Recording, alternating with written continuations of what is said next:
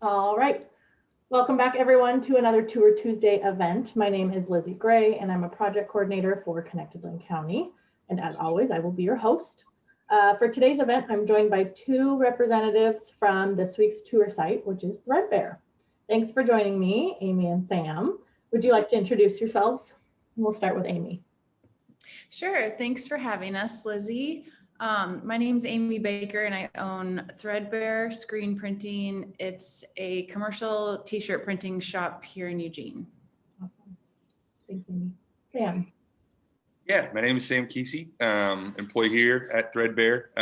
Recently, I've been doing a lot of sales stuff, more in the sales department. And then as of late, we are getting embroidery up and running. So it's been a lot of that. Mm-hmm. Awesome. Yeah. Very cool. Which I think folks will see some more of, some similar hat embroidery later in the series at Richardson Sports. Ooh, so before we start, I want to remind everyone who's tuning in live that by now you should have watched the pre-recorded tour video that my coworker Jenna sent out to you on Friday and then again this morning. If you haven't watched it already, be sure to do so after this Q&A. It's about 25 minutes long. And as always, while the three of us are chatting, we cannot see or hear you, but we invite you to type in any questions that you have for our speakers into the chat box. I will monitor that, and we have plenty of time to get to all your questions, so don't hold back. But I will get us started. I'm curious, Amy, maybe how, I guess I can't ask you how you wound up at Threadbare because you created Threadbare. So can you tell us just a little bit about the origin story behind the business? Yeah, sure. I started this business about 10 years ago in my garage, and that's how a lot of screen printers start, actually. When I started, I really wanted to make my own designs, put my own designs on t-shirts. And I did that for a while. I had a Saturday market booth. And then, you know, trying to teach or trying to learn screen printing is a difficult process. So over time, I realized, you know, that I really love screen printing, but I didn't really love creating my own designs and going out to sell them. So that's when I changed Threadbare over to commercial screen printing.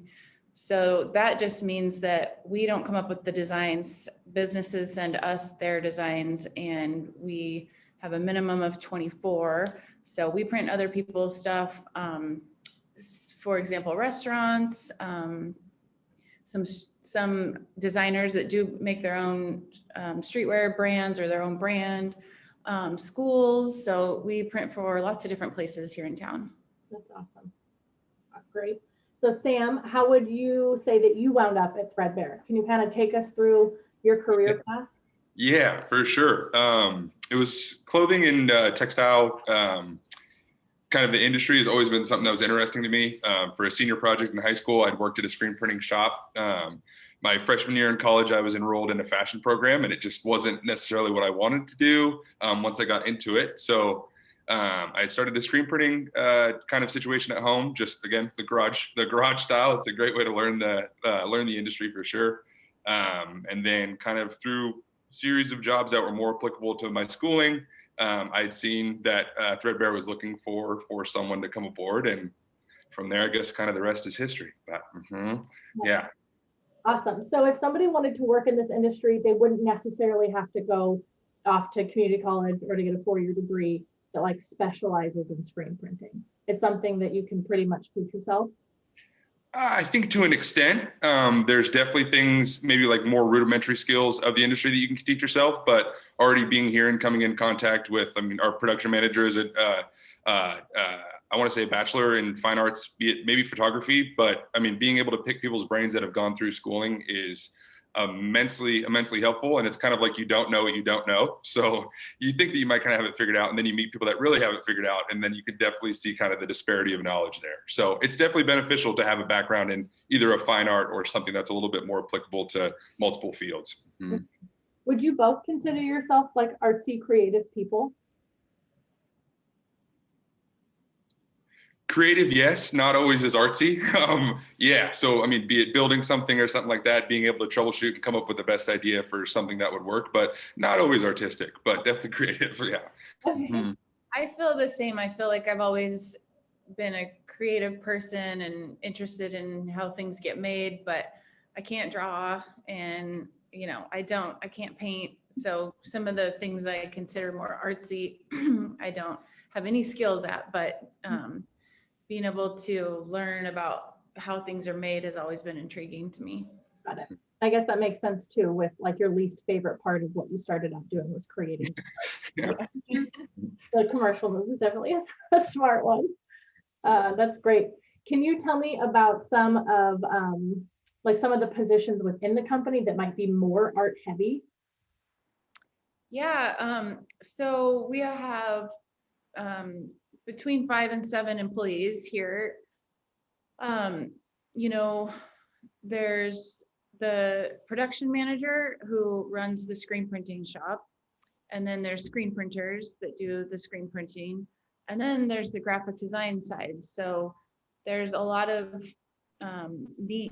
need for digital art skills in the screen printing world. So everything we do gets a digital mock-up. So we have somebody who creates a digital image of what your design is going to look like on the shirt with the color you choose and all that. And then once that gets approved, that person has to create what's called separations, because in screen printing, you print each color separately on its own screen. So that's a skill that's specific to the screen printing world. And then just basics of working in vector art versus raster art, that kind of thing. So we have a graphic designer on hand, and then and then the screen printers themselves that actually do the screen printing, it's very much an art form, because there's a lot of different nuances to the different ways that you can print something. That makes sense. So does your graphic designer ever have to clean up people's logos? Like are businesses always sending you like perfect artwork? I'd say 20% of the time we get perfect artwork. Oh. Oh, very rarely. So that is a big, screen printers always joke about that. It's like, sending us a photo of your business card. Well, we can't take the logo off of there and get it onto a shirt. Right. So over time, our graphic designer has learned different skills to clean up images, and then also we've learned how to try to communicate with our customers a lot more. So if somebody's working in Illustrator or Photoshop to design their t-shirt design, they have to outline fonts, for example. That's when we get designs sent over that look on the surface to be vector artwork, which is what we want, but fonts aren't outlined. So they come through at not the correct font. And so there's some back and forth there, and we've figured out how to ask our customers to do what we need and then send it back. That makes sense. So that is one person's full-time job out of your staff. Mm-hmm. Okay. Yeah, and we're a small shop. I know of bigger shops that have 10 designers on staff. So yeah, and then we don't get to do it as much as we'd like probably, but some people do want us to create a design.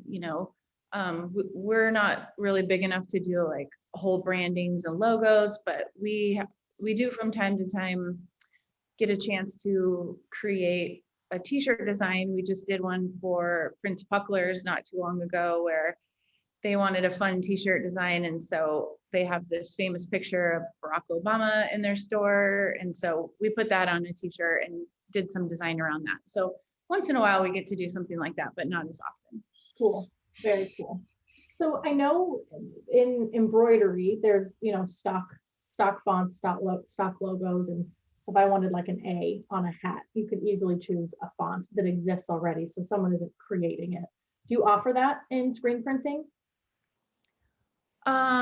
Yeah. So like a baseball team, you could put numbers on the back of a jersey. Yeah, absolutely. And that's just a matter of, we have hundreds of fonts. And so if it's a sporty baseball team, we have a few that we try, and that's where the mock-ups come in. We can easily create something like that and send it to the customer and get them to approve it. Okay, very cool. So question in the chat, great question. Somebody read my mind. That's what was coming next anyways. What is your favorite part about your job? Do you have one, Sam? Yeah, I think probably just the variety of it. It's just always changing. There's always something new to do, be it within the same kind of like production system. Obviously, we're always going to be screen printing or always doing something within our field, but it's cool to see the different like pieces of artwork that come in from around the community, and then it's always cool to see out and about when someone's wearing one of the garments that came out of here. Seeing them proud to wear something that their house is designed, or be it that we designed it for them. It's just kind of cool to see that kind of production line from artwork to blank shirt to finalized shirt, and then someone out in public wearing something. It's pretty cool to see. Yeah, I get excited when I see your guys' stuff. So I can't imagine what it's like actually working there. That's cool. I agree with that. I still have to stop myself if I'm at the dog park or the post office and see something we made. I just want to be like, "Ooh, we made that." Yeah. So that's still really fun. Also, to add to that, I no longer screen print. Being the boss, I have to do other things and learn how to run a business. So one thing I really enjoy is getting to interact a lot with customers. So our customers are almost all other business owners. And so I've gotten to learn a lot from other people that we're printing for. Yeah, absolutely. So if I was to flip that coin, I hate to go to the negative, but what are some of the pain points of working in the industry that you work in? Hey. I got one. I mean, going back to kind of the schooling system. So if you don't know what you don't know and you're trying to figure something out, that can get get laborious for sure. Not that it's necessarily a downfall or a pitfall. It's actually kind of one of the things I do enjoy. But when you're at like a nice little stop in the road, it can get a little overwhelming. Mm-hmm. One thing I always say about screen printing is that, you know, I don't know how many other industries are like this, where you can do it at your kitchen table with very little expense to get started, and the entry point can be pretty low to get to where you can print on t-shirts, all the way up to like Adidas and Vans and Nike and these huge companies, and then somewhere in between or down below is what we do, but it's all putting a stencil on a screen and then putting ink through that stencil on a t-shirt. So all along the way, it can be so frustrating no matter what point you're at. So, it was so frustrating when I was at the kitchen table, and I still have days where it's just, we have to learn new things, all the time, and we're always trying to figure it out. So you have to learn how to be kind of flexible and really resilient. Yeah, that's a great way to say it. What about customer service? How much of your jobs, and Amy, I know you were talking just a minute ago about interfacing a lot more with the clients and the customers. How much of your jobs revolve around customer service and good customer service? Well, up until Sam moved into sales, which I think was maybe December, Sam? Yeah, so Sam has been screen printing for us for a while, and I have been the one, almost the sole one, dealing with customers. And so we just got to a point where that is not really ideal, not really efficient for me to be trying to do so many things at once. And so we moved Sam up into that role, and since that point, he's done amazing, and it's been a real, it's really freed up my time to actually try to work on the business and other things we want to do for the community, and getting into embroidery, so researching that kind of thing. And so I deal less with the customers than I used to, but Sam, you've been taking on that role. Mm-hmm. Yeah, so I think a lot is kind of curating expectations. So with so many different brands that you could wear, or so many different kind of variables that you have within the same garment, it's definitely been kind of accentuated by supply chain during pandemic as well. I think the biggest thing is just curating what their expectation is going to be for the quality of the garment, making sure that you're asking all of the questions that need to be asked, and maybe the ones that you think don't even need to be asked just because they might feel redundant. But yeah, I mean, just kind of leaving no stone unturned, and just making sure that you're on the same page throughout the process, I think is kind of the biggest thing, especially when you're transferring potentially an idea for artwork in someone's head to something physical. That's a large gap to bridge sometimes, and you just need to really be able to kind of extract that information to make sure that it's a job that they could be happy with. So communication is key. Big time. So if I was 17 years old and I was starting my first job in customer service, be it anything, what are like the top 3 like skills I should have, or what are 3 things I should really focus on to deliver excellent customer service? Hard communication. What I else? think note taking is huge. I Okay. think making sure that you have quality notes throughout the entire time. So then you can also reduce the amount of times that you need to have a conversation to create more opportunities to lose each other in those things. So if you have notes taken throughout the entire process, you don't necessarily have to ask them again or ask them the first time. You can just go refer to that and just make sure that everything is concise moving through. And then I think the third thing would just be like a sense of accountability throughout the entire thing. Never put it back on them. There's always an experience that you can kind of have to make sure that anything that did go wrong, it's easily fixable, and just making sure that you're accountable for everything going through the situation. I like that. I like that a lot. Thank Okay, you. a bunch of questions in the chat. Awesome, guys. Brandon would like to know how much of the work is done by hand versus anything automated. Yeah, that's a really good question. We have 2 manual presses in our shop, so we can have 2 people manually screen printing. They're pulling the squeegee with their hands and getting really big biceps in the process. Our dream is to automate that and instead have an auto screen printing press, which doesn't replace people, because one auto still needs 3 people to run it, because one person loads a shirt and then it goes around so fast that somebody else unloads it, and then they go through a dryer, a conveyor belt to cure them so that they're ready to go to the customer. And with an auto press, you can do 500 t-shirts an hour. So they just start going. So you need a person catching at the end of the dryer. So it doesn't replace people, but it does save risks. You know, it's really labor intensive the way we do it. And so we have screen printers who can print about 100 shirts an hour compared to, so it would make us more efficient. So we are, besides the digital art side, the graphic design, almost everything we do is manual. Coding screens, washing out screens. It's pretty intensive. Okay, totally. Good question, Brianna. Hmm. Ricardo would like to know, how do you do your advertising? Who runs your social media accounts, which are excellent? Well, thank you. I run our social media accounts. And if in an ideal world, I think that's the job I would work myself into. I really enjoy doing social media. We do Instagram, and we've kind of tried TikTok, but we're not there yet. So we try not to spend a lot of money on advertising because, and going back to customer service, I think because we do offer really good customer service, word of mouth has been huge for us up to this point. The only other really kind of paid advertising we do is that we give away Threadbare t-shirts. Nice. So everyone that works here is an artist in some form and comes up with a design and puts something totally wacky, you know, like even like a Sasquatch playing basketball or something. And then we put a little Threadbare logo on it and we give them away with every order. So that's our main form of advertising. That's great. So the next question is, are you, I like this, are you allowed to say what your favorite project or favorite design or project has been and why? I know you have a lot of local customers, so it's hard to pick favorites, but one that sticks out in your mind is a really fun project to work on. Do you have one, Sam?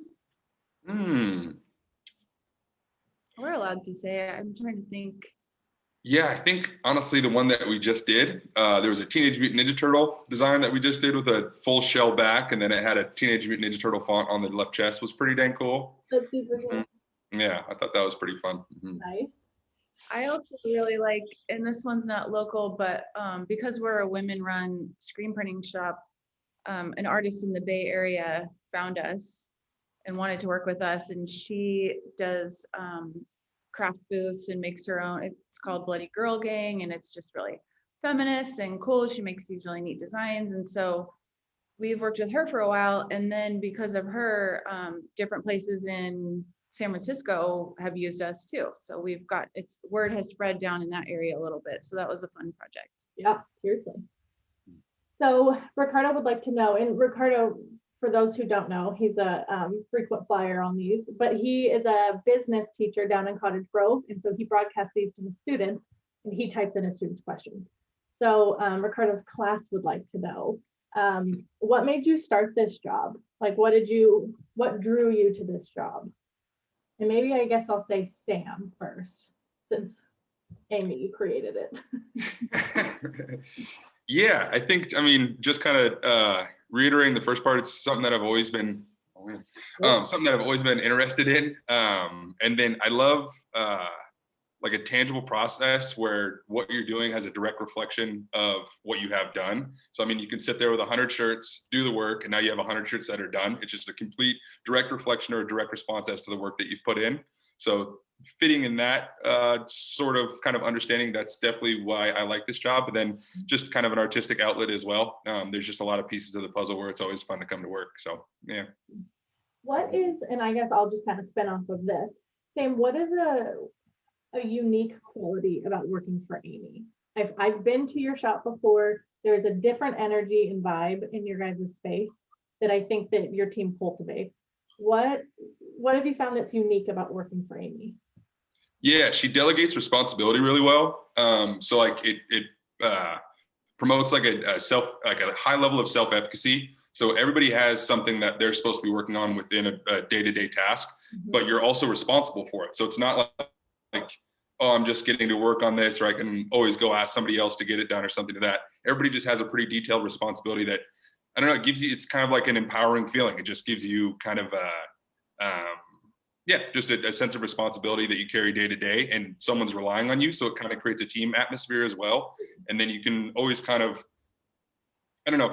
pick brains as to what people are doing, and that just generates more respect for what they're doing as a whole for the team to work. So I'd say just the delegation of responsibility is definitely the biggest thing. That's cool. And that creates trust. It's a sign if you're delegating responsibility and trusting that you're going to get it done. That's yeah.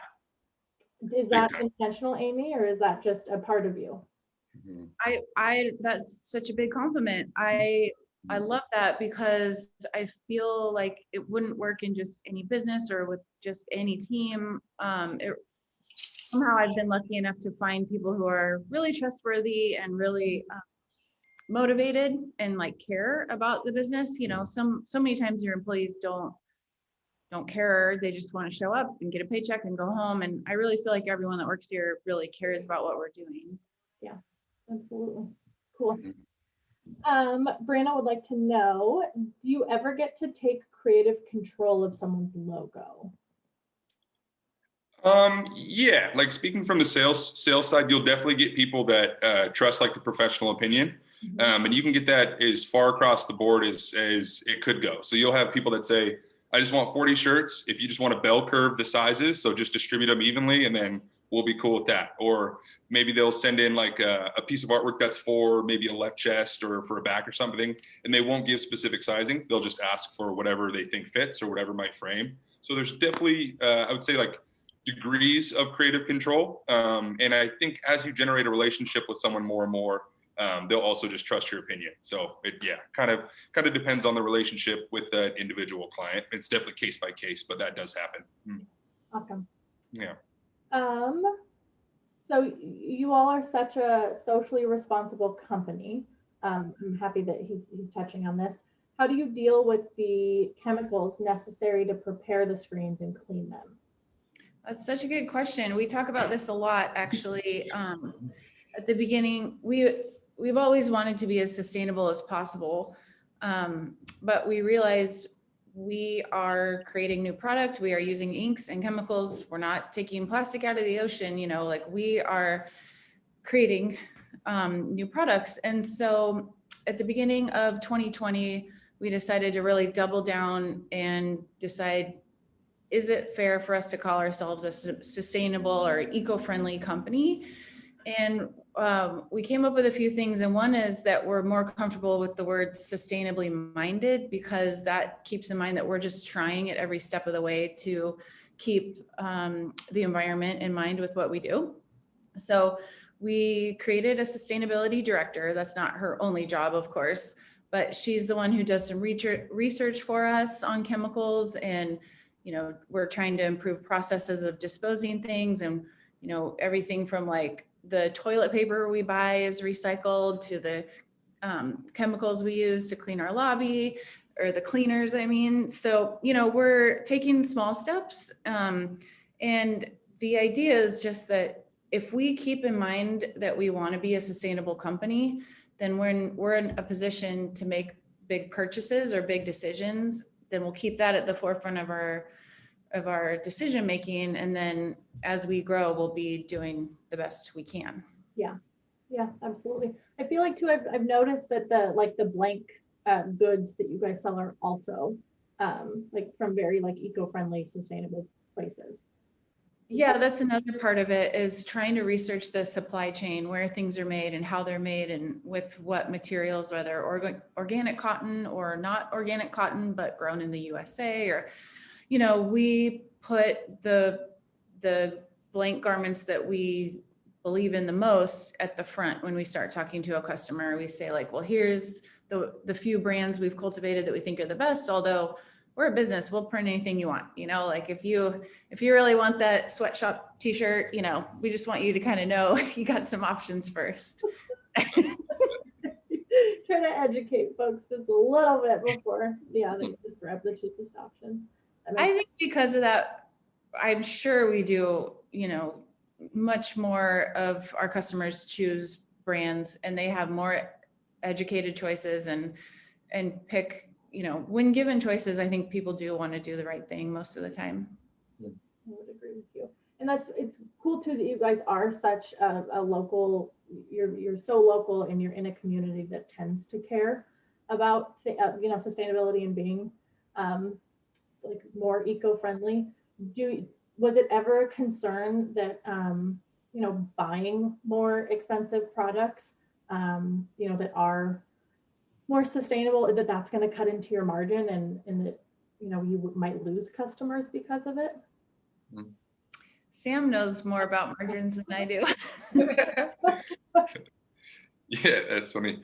Yeah, I think the possibility is there for sure. But going back to what Amy had said before, all the shirts we can source, all the shirts that another company can source as well. So if there's really a breaking point there, or I mean, like I think probably the most consistent one is like promotional shirts. So say you have an event where you're doing 200 shirts, you're probably not going to do 200 AS Color, or which is a higher price brand. You're probably going to do something more along the lines of like Gildan or something like that, which I mean makes total sense. I understand how that, I mean, just monetarily for a company starting, they're probably not trying to spend, I mean, be it $8 to $12 a shirt for an order of that size. So, I mean, it's just kind of case sensitive, but yeah, I think it balances itself out, because you'll get plenty of people that only want to buy 24 that want to make sure that it's a high quality shirt, or it kind of goes back to the communication within your customers. It's just really kind of pulling that out as to what's the most important part of this process right now. So I hope that answers it, but yeah. I mean, if we're doing it right, the customers are paying that extra expense. You know, if a t-shirt costs $2 more because it's organic, then, you know, if we're doing it right, the customers would be taking on that. One thing too that sets us apart, well, I don't know how other print shops do it, but we do try to pay the people that work here really well and offer benefits. And, you know, so if we're charging a little bit more, then there could be a reason for that. We're offering customer service, and, you know, we really think we're doing something that is worth paying a little bit more for. Yeah. Yep. And I would argue that our community recognizes that for sure, and the businesses within it. Okay, let's talk about goals. What does expansion for the company look like in the next 6 months? And then there's a second question that talks about like a year from now, what's the goal? Yeah, that auto press that I mentioned before, we really want one, and we would have to move. Our current space isn't big enough for it. So that's 2 big expenses. And the goal would be for it to happen in the next 6 months, for it to happen this year. of course, with the pandemic, things are really hard to predict and things feel more volatile than they did before. So I don't want to put too much pressure on ourselves, but if I had to say a goal, that's it, definitely.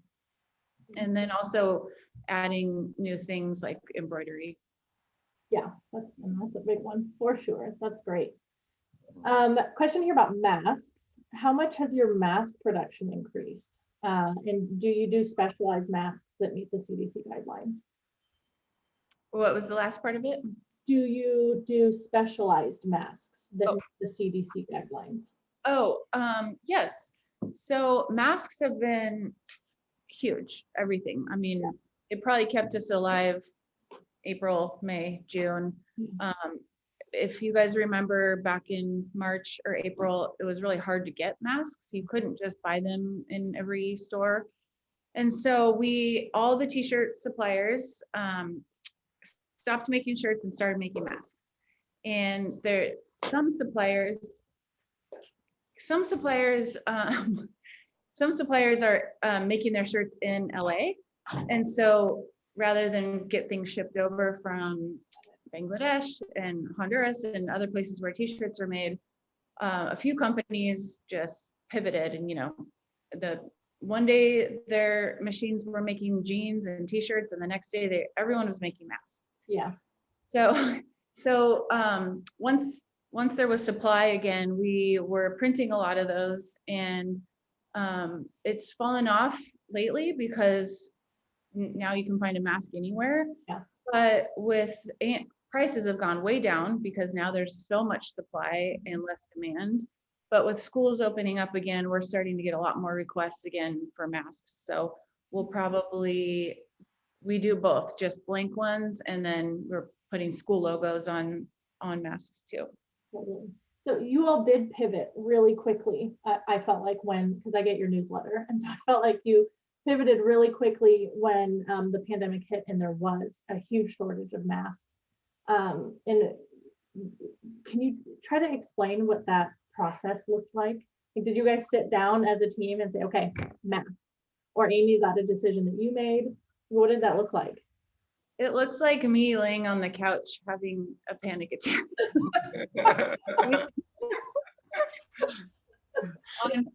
On March 13th, Sam was supposed to start here, and I had to tell him I'm getting email after email after email of people canceling their jobs. And next week was supposed to be a full job. We were supposed to bring him on to train him, and we had all these jobs, and all of a sudden we had nothing. And I wasn't sure if I could even keep the current staff on. And so it was pretty traumatic. I bet.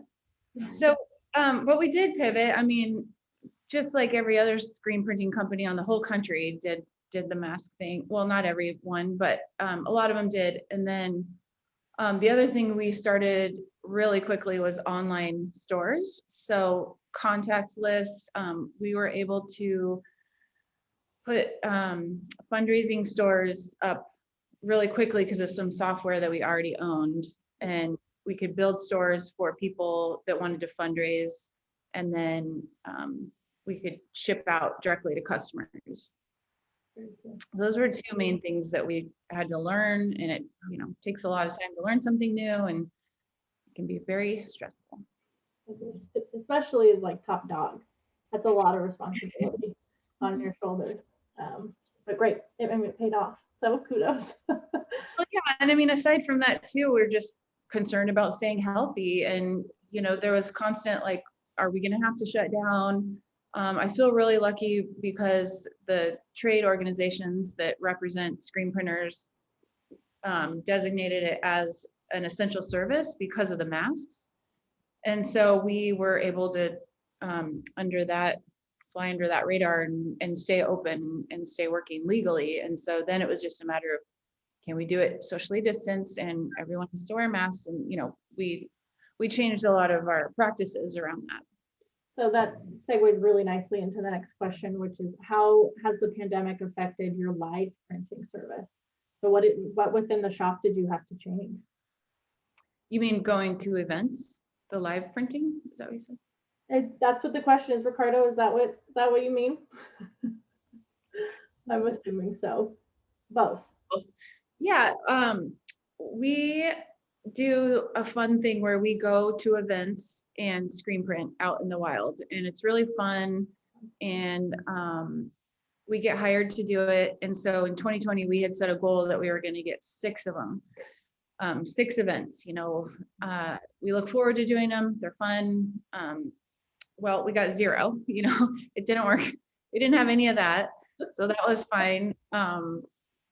So that's one source of income that we lost. And then just as far as I think the other side of printing in the shop was we just had to move presses a little bit and get the 6 feet of distance. And then we had to wear masks and keep our garage door open, for more airflow. And then we just created we made a policy, we had a sheet of things that we were going to change and had to adhere to for a while. Still do. Yep. For a while, probably. Yeah. Are you seeing, and this is probably a great question for Sam, are you seeing any fun new trends happening in the screen printing field? That actually might be a better one for Amy, actually. Yeah. Yeah, I mean, there's just always like new tech, I guess, coming out. That's kind of cool. I guess that interests me. We just got a new like ergonomic squeegee that is pretty interesting. So it would essentially like take the load off of your wrist, so you're always in like a locked, firm position. So then when your pressure point is basically just like your triceps moving it forward or like biceps pulling it back. So definitely takes like a lot of the auxiliary pressure off of your wrists. And then also when you have a manual squeegee, your degree of pressure to the screen can change. Yeah. So if you have something that's ergonomic like this, that's form fitting to the actual screen, be it your first print or your 100th print, you're never going to lose that angle. So generally it should create like a more uniform impression throughout the process. Yeah. So like when little pieces of tech and stuff like that come out, I think it's very, very, very fun to look at. And just as times change, it's pretty cool to see. Mm-hmm. Wow, that's awesome. So actually a question just popped up that says, would you say this is a physically demanding job? Heard a lot of comments about the biceps. Is it something that folks need to be strong for? Yeah, to an extent. I don't think like you don't have to be like muscle bound strong in order to do it, but I think there's a lot of joint pain that gets kind of intertwined in it. Again, with those same things that I just kind of described, it's your wrist can always be bending, your elbows are always going to be pushing forward and pulling back, so it's a lot of like auxiliary pressure on joints. Mm-hmm. And you're also standing the whole time. Mm-hmm. Yeah, so we've had people who are maybe starting to develop pain in their wrists. We try to move people around because there's other things to do. Someone needs to fold the t-shirts, somebody needs to ship the t-shirts, we have somebody that orders the t-shirts, that takes several hours. So we just try to get people into positions that are comfortable for their body. Yeah.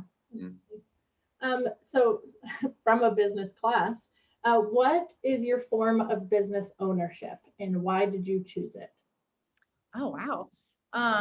So this is 100% sole proprietorship and it is now an S Corp. Okay. You guys probably know more about what that means than me. I know one year my CPA said, well, now you should be an S Corp. So now we are. Okay. So just advice from the experts. That's why you chose it. Great. Exactly. Yeah. That's like an educated decision. I like it. Mm-hmm.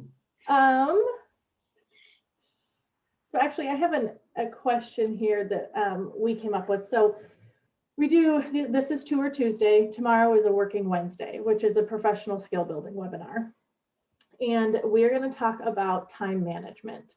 So can you describe how time management is incorporated in the work that you do or how it's important?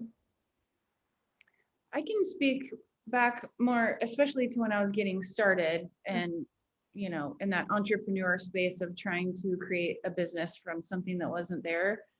And especially when you're just, starting at home or it's your side hustle, you have to be pretty motivated to keep yourself working because you don't have a boss. Mm-hmm. And so I remember early on somebody telling me like, just do one thing every single day. And so I did that for a long time, just really like one thing every single day, until I built it up to where I had enough work to work a few hours every day, and then a few more and a few more. And then I got to a point where I was working too much. I was screen printing till midnight and not sleeping and stressed out. And, so then you have to figure out like, okay, well, you also have to have work-life balance. So as far as time management, I think that that's been always ever evolving, but definitely now I'm at a spot where it kind of comes second nature. Like I don't stress so much about managing time. Sure. Sam? Yeah, I think like in terms of time management, I'm more thinking about like the time that the customer is expecting to receive stuff. That's where my mind goes. So like, yeah. So if we get like if we get an inquiry, we've gone back and forth enough to where we've confirmed that they would like to place an order, or at least see a mock-up, then starting to generate the timeline off of that first interaction. So we generally try to turn mock-ups around in 24 hours. I try to get back to people with online inquiries within like 1 to 2 hours. With the expediency of online ordering and stuff, if you're not talking to people, then you definitely have a window there where you could potentially lose them. Definitely not how we'd like stuff to happen. So I think everything is just kind of gauging it off of the customer's expectations to get stuff back. Yeah. So yeah, that's kind of a big portion of time management, and then just structuring stuff around there. Well, and your whole organization kind of hinges upon time management.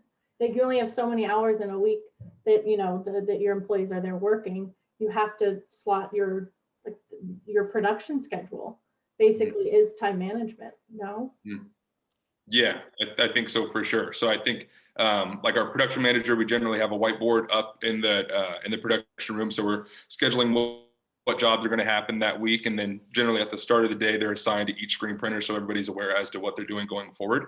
And then kind of going back to the idea that each person has something to be responsible for, then there's a lot of places where bottlenecks can happen, but as long as people are communicating, then we can kind of keep stuff in a regular flow. And that's definitely time management, making sure that you're having conversations with the people needed involved in a certain production line. Sure. Absolutely. We also, back to technology assists, 2 years ago, we added a software, and it's not cheap, but it's shop management software, and it's specifically invented for screen print shops. And so that has helped us so much with mistakes and communication, and everyone has the same screen to look at and knows like today these jobs are supposed to get printed. Yeah, that's cool. That's cool that somebody invented that. Yeah, they're smart. They're making me. Okay, are there minimum age requirements to work at Threadbare? Just whatever the state law is, which hasn't come up, so I haven't researched it, but whatever the state, like my 16-year-old son was working here before the pandemic. I know we can employ people that are like for part-time temporary stuff at 14, which feels really young. But that's definitely like it's student work. Yeah. Oh, interesting question, Christian. Can colorblind people have a career in screen printing? Oh, of course, I'm sure. So one big part of screen printing is Pantone color matching.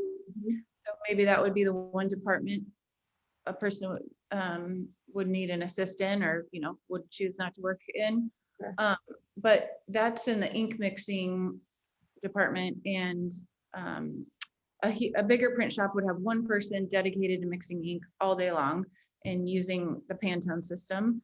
In our shop, everybody does a little bit of that. So I would just say, if as long as, so Pantone is a way of communicating between all people with one number assigned to each color.